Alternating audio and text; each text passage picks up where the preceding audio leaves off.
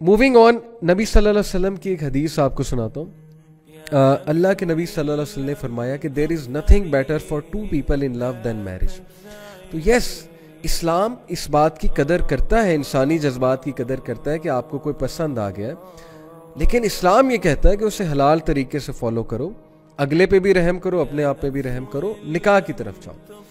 तो निकाह की ट्राई करना, डिफरेंट सोर्सेज से ट्राई करना, ये बहुत ज़रूरी है, चाहे आपकी उम्र छोटी है. अल्लाह ताला ने चाहा तो छोटी उम्र में भी हो जाएगा, लेकिन मसला ये भी है कि ये भी डिसाइड करना कि अगला मेरे लिए फिट है कि नहीं है. माँ बाप की अपनी एक जहनियत होती है, सोच होती है. आप लोग सिर्फ ये देख रहे होते हैं कि यार मुझे उससे मोहब्बत है. अब वो मोहब्बत भी पता नहीं डेफिनेशन उसकी क्या आपके लिए, लेकिन चले मान लेते हैं आप ये देखते हैं मुझे अगले से मोहब्बत है या अगली से मोहब्बत है, और आप ये देख रहे होते हैं कि ये मेरे सारे क्राइटेरिया पे वो पूरी उतरती हैं, मेरी केयर भी करती हैं, या ये मेरी केयर करते हैं, या ये मुझे टाइम भी देते हैं, मेरी बातें भी सुनते हैं, वगैरह वगैरह. लेकिन माँ बाप की नज़र एक और होती है. वो देख रहे होते हैं बड़े एंगल से कि यार दोनों ख़ानदान आपस में चल सकते हैं कि नहीं चल सकते. उन्हें वो प्रॉब्लम मसाइल वो मसाइल पता होते हैं हमारी सोसाइटी के, जो आप अभी नहीं देख सकते, जो आपको अभी नहीं समझ आ सकते. इसलिए माँ बाप को बिल्कुल ही साइड पे करके ये कहना कि नहीं मैंने करना ही यहाँ पे है, मैंने जो मर्जी आप कर लें, मैं तो बस यहीं जाऊँगा या जाऊँगी.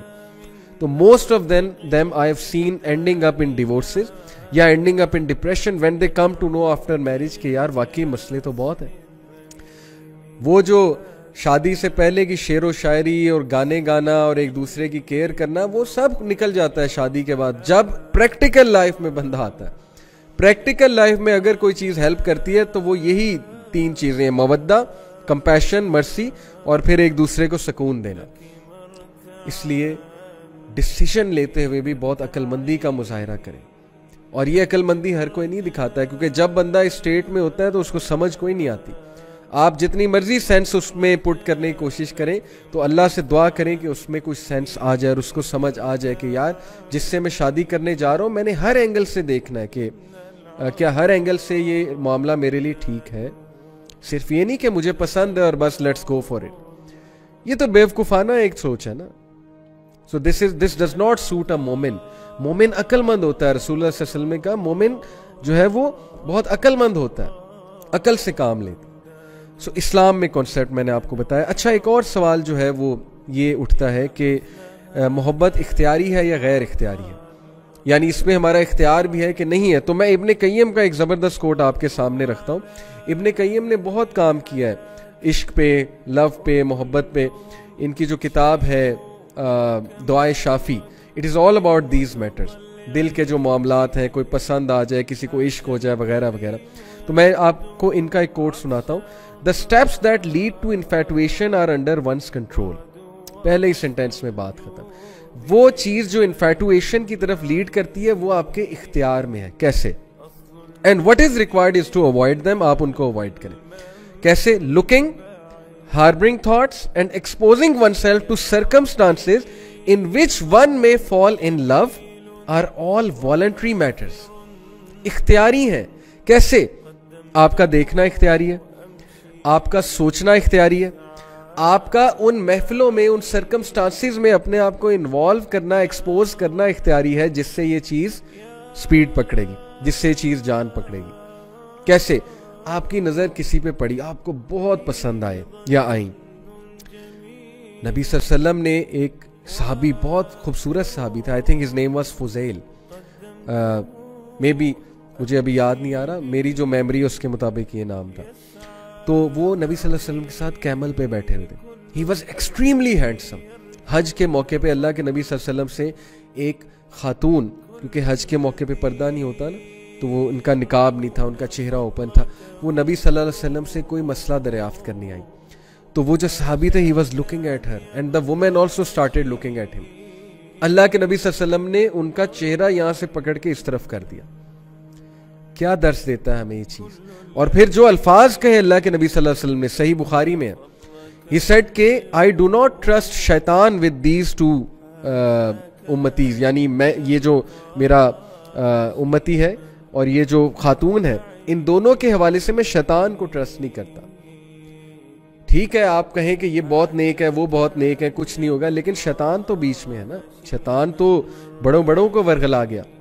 تو اللہ کے نبی صلی اللہ علیہ وسلم نے ان کا چہرہ پھیر دیا. ثابت یہ ہوا کہ ایسی جگہوں پہ جانا جہاں you are bound to fall into this thing, cafes میں جانا, وہاں جا کے بیٹھنا, تیار ہو کے جانا, اپنے آپ کو فتنے میں ایکسپوز کرنا, اٹینشن سیک کرنا, جان بوجھ کے کہ مجھے اگلا دیکھے, ذرا نظریں ملیں, ذرا وہ فیلنگ آئے نا, بالی ووڈ موویز کی فیلنگ آئے, ذرا مزہ آئے اور سین کریٹ ہو. تو جان بوجھ کے یہ حرکتیں کرنا, ایسے گانے سننا جو آپ کو پیار اور سو کالڈ عشق اور محبت کی طرف لے کر جائیں, تو یہ سب اختیاری ہے, لیکن آپ کر رہے ہیں. اور پھر جب آپ اس طرف چلے جاتے ہیں تب انسان کہتا ہے یہ تو غیر اختیاری تھا, میرے تو اختیار میں ہی نہیں تھا.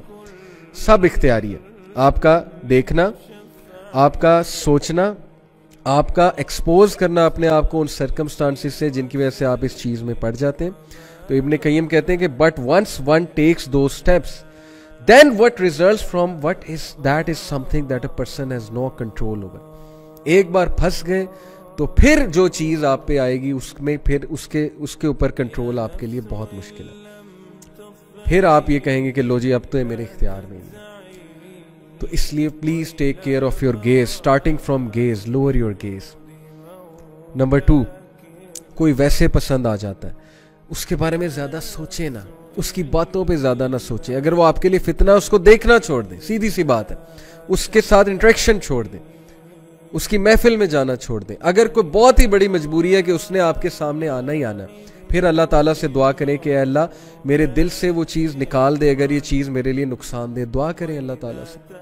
لیکن اگر یہ چیز فائدے مند ہے تو اے اللہ مجھے جلد یہ چیز میرے نصیب میں لکھ دے, ادروائز اے اللہ مجھے اس ڈیزیز سے چھٹکارا دے دے. دعا کریں, لیکن تھاٹس کو بلڈ نہ کریں, زیادہ سوچیں نہ, ان کے بارے میں نہ سوچیں, اور پھر ان سرکمسٹانسز میں اپنے آپ کو نہ ڈالیں کہ آپ لوگ سلپ ہو جائیں.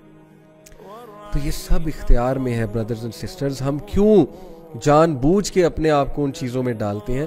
کیونکہ ہمیں بالی ووڈ موویز نے میسج یہ دے دیا ہے کہ عشق جو ہے وہ زندگی کا مقصد ہے. جب تک تم عشق نہیں کرو گے, کسی سے محبت نہیں کرو گے, جب تک جو ہے تمہاری زندگی میں کوئی لڑکی نہیں ہوگی بیفور میرج, تب تک نہ تو تم کول ہو, نہ تمہیں سوسائٹی ایکسیپٹ کرے گی, اور نہ ہی تم جو ہے وہ اس انسانیت کی ڈیفینیشن پہ پورے اترتے ہو. دین کی بات پھیلانا صدقہ جاریہ ہے. ثواب کی نیت سے ویڈیو کو شیئر ضرور کیجیے. جزاک اللہ.